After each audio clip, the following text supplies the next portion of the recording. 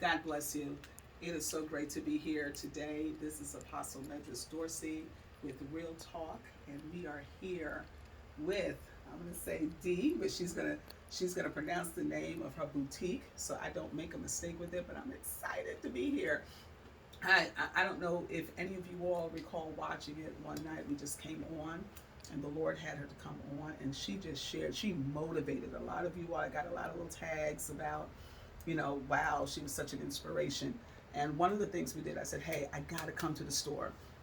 Got to get to the store. Well, we came to the store, and it was even better than what we expected it. So we're just going to take some time, and we're going to have that one-on-one that we had with Dee Harris here. And I'm telling you, we're going to give like a view of the store for some of you all that have not been here. We're going to take a view of the store so you all can see. But I'm excited to be here. I really am.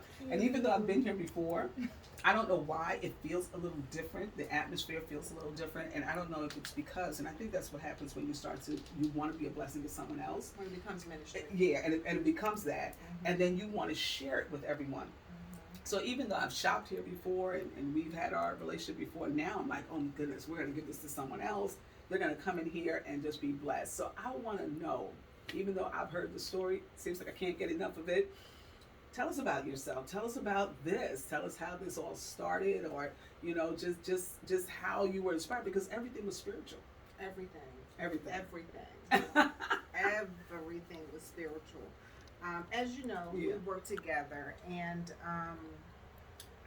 we both love fashion. Yeah, we do. I got sent home sometimes because it was too much for him. Got sent home sometimes. Where's she going? Is she coming to work today? And I'd be like, girl, that look good, but you be going to trouble. And the sad thing about stuff like that, when you work in corporate America, it's like you like stuff, but you be afraid to really say you like it because you don't want to know that you're down with it. And it was professional, yeah. They wasn't ready. They weren't ready for it. It was very professional. It's almost like you're seeing in the news, the broadcaster, I can't remember where she is, but she has natural hair, and she wore her hair in this beautiful, like a mohawk twist thing, and they came for her, and she responded, and her response was, "What does my hair?" Wow. My crown have to do with anything. And who says that there is anything specific about what my crown should look like? Wow. Who said that? So of course, we as African American women, we have a certain oomph about ourselves when it comes to our clothing. Yeah, so I always consider myself to be a professional and to dress professional, but some people were not ready for that. And because you go out a little bit, and even here at Covered by Aloysia, I have edgy pieces. You go to the edge, but you don't tip over. And it's how you put it together that makes it classy. Right. And timeless. And I'm telling you, you have some pieces in here. I'm even looking at this leather top right here in the front of me. It's like, it's classy, it's sexy, but it doesn't, I could still see wearing it at church, but it still says I'm a female, I'm feminine. And that's one of the things I do like about what I see in here.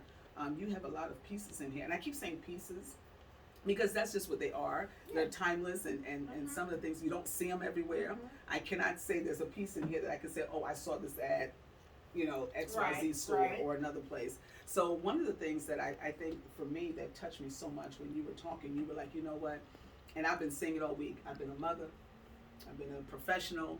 I've been a wife. I've been this, and now it's time for you. So let's talk about that. Yes. This was something that was years in the making. Years in the making. Before I even left corporate, I've always loved clothes. Yeah. And I found myself without a motivation to go out and shop because everything looked the same. Or if you got something, everybody else had it. Right. And that's cool sometimes. Yeah.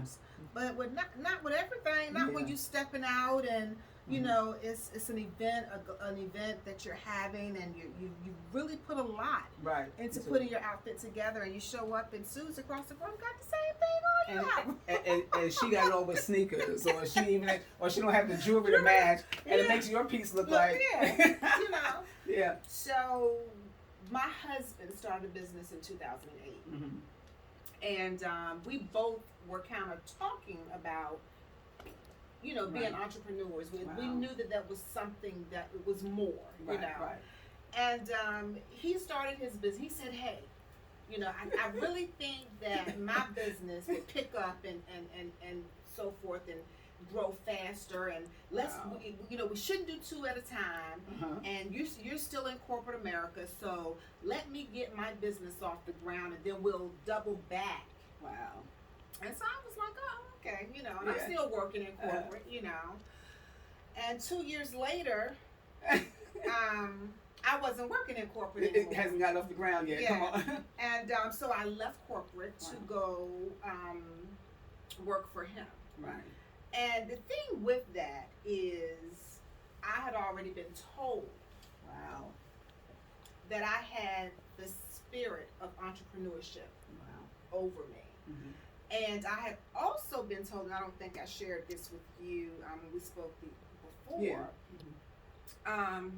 my bishop at the time had told me that I was not supposed to be working. Wow. Right? Wow. When I was considering, like, okay, do I, you know, what is it that I'm going to do? And he was like, you're not, you know, that's not what you're supposed to be doing.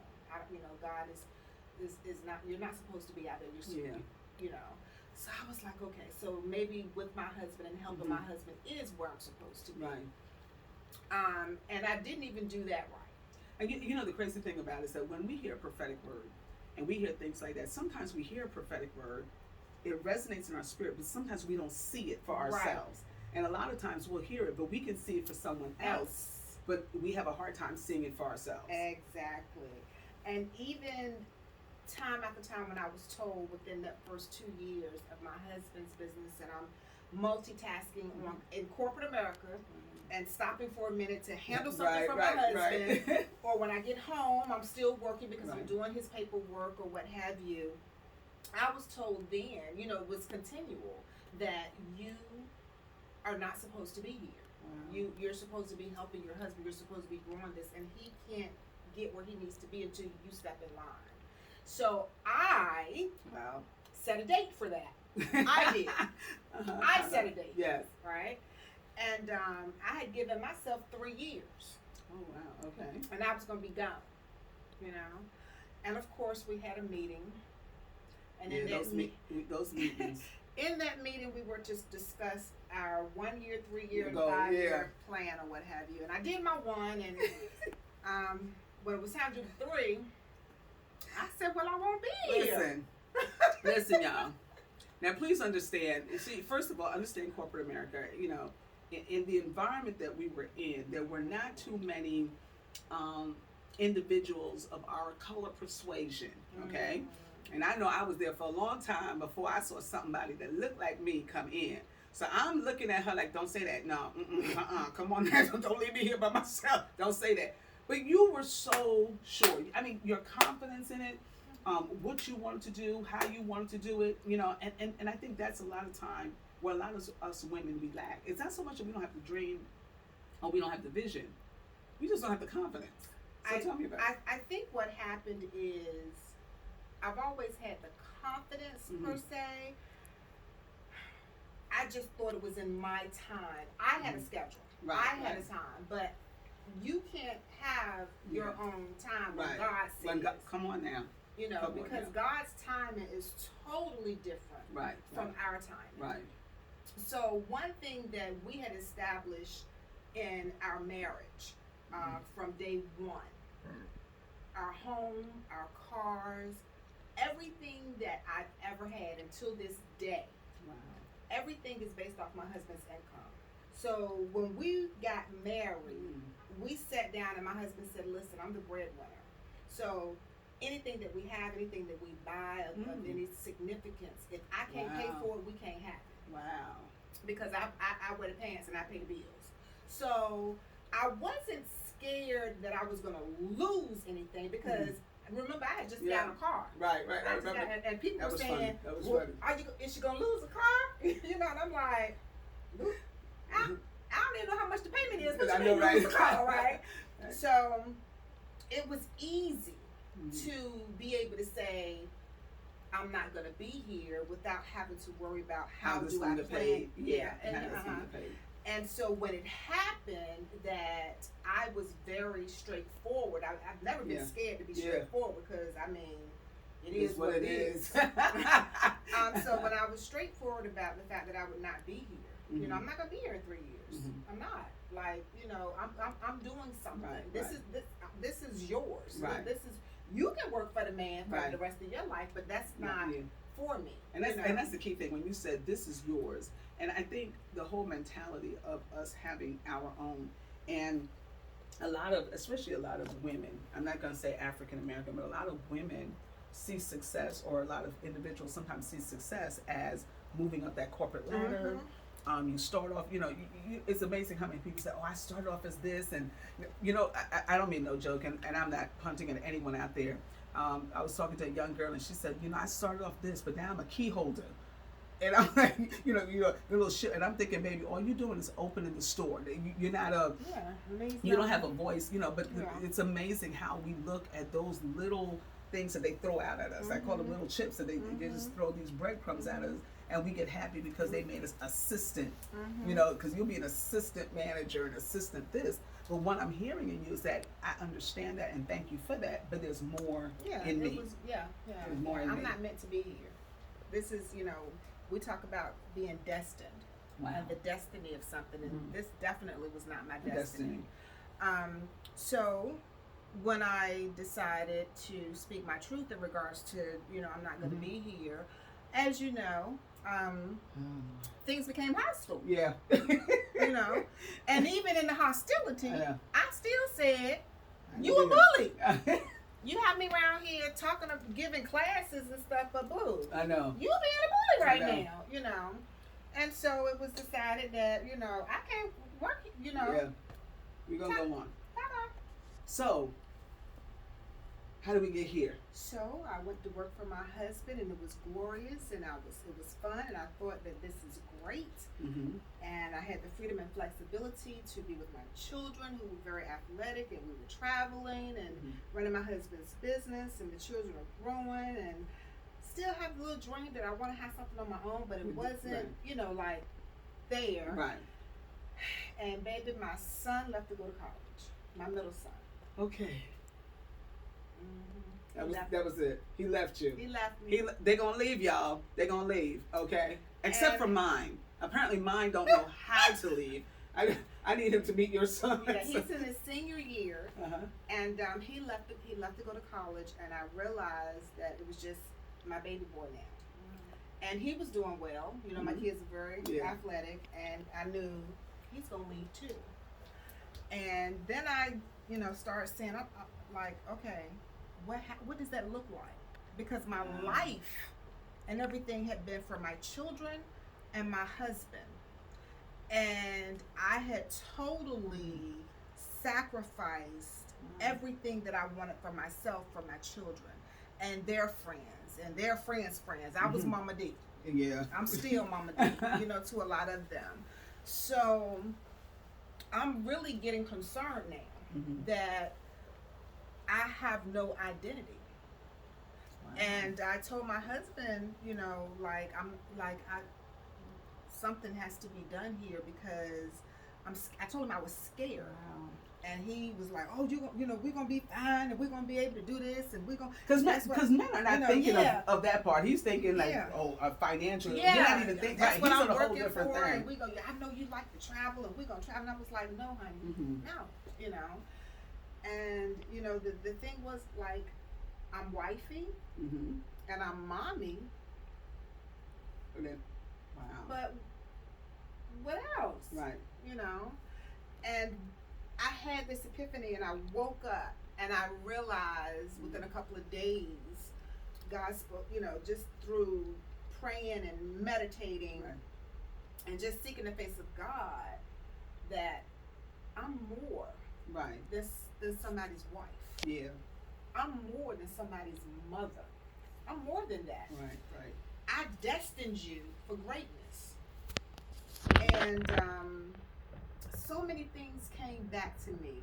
I remember at 18 years old, I was going to change my name. I hated it. Oh, goodness. Aloysia. Like, oh, wow. Where did that come from, mommy?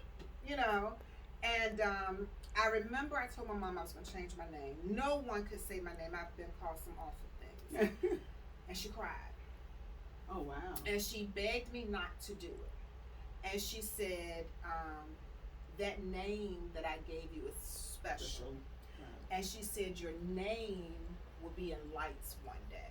Wow. Right? All right. You know? Yeah. And so all these things are coming back because now the fulfillment of my dream. Right. You know, I'm still not really shopping anymore. It was almost like somewhat of a depression. Right. I just felt wow. a weight. Yeah. And what is this? What is my purpose? Yeah. Why am I here? What are you to do?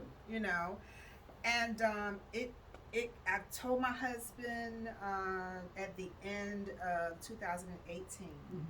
It was entering, the end of the year, and I was like, okay, next year I'm starting my business. And he was like, what? Who? And I said, I want my boutique, and I feel that it's my time.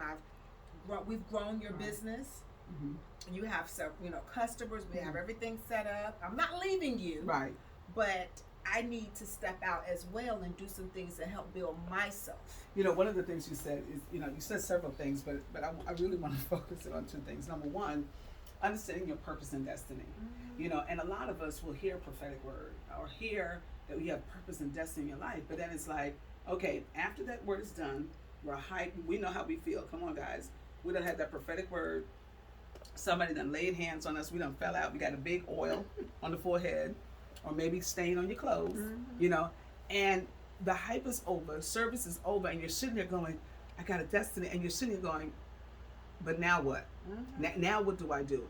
And then and even when you were referencing your husband, it's like, wait a minute, you said something. You was like, I'm not leaving you. Yeah, I'm not leaving you. And I'm not talking about leaving as far as leaving, but in other words, just talking about saying, I'm still going to be here to help you while I do that. And that's crazy because no matter what we do, I'm still going to be mommy, but I'm going to try to do this. I'm still going to be friend, but we never know how to totally disconnect ourselves from that. And some of us, we find ourselves getting, just reeled right back in because our concern becomes about that other person that we've been helping so long, and I thought it was really pivotal that you said, I'm not going to leave you, but I'm going to try to fix my thing. And sometimes it's almost like, who does that for us? Yeah, exactly. Who does that for us? And I'm sitting here going, and so when you were sitting there, I'm like, okay, I heard you say that, and I heard you said, I like clothes, I like this. How did you know that this was going to be the thing? Or, your passion, what was it? There's a lot of people who like clothes. Yeah, I who love like people. shopping. Right. Okay. I love people. And we had worked around people for so many years. And in our position, we were counselor, mediator, disciplinarian, mommy. We wore a lot of hats. Right. And so I knew that I could get back to that through something that women loved, because I find myself still ministering to people. Right. The young lady that was here, that was, she came and was kind of in, and she has a boutique of her own. Wow. And she came to me and she said, Miss D, I wanted to have my boutique. She was making t-shirts. She said, I want to have a boutique too. And she said, but nobody will talk to me. Oh, wow. And I said, baby, listen, I don't know it all. I'm still learning as I go along, but any information that I have, I am willing to help you. Oh my goodness. So she's launched her boutique in Portsmouth. I have another young lady. We have a little group that's in Newport News that I'm helping as well. She came in one day shopping, and she just kept looking at me, and I could tell something was wrong, discernment. And I said, is everything okay? She said, can I talk to you? Wow. And I said, yeah. And she's same thing. Nobody will, she asked people, give me some tidbits, and it's like, baby, but go find it. Go, And I yeah, know, go fail, and then we're gonna say how good you and are. I knew how that felt. Wow. Because I was alone, building my business.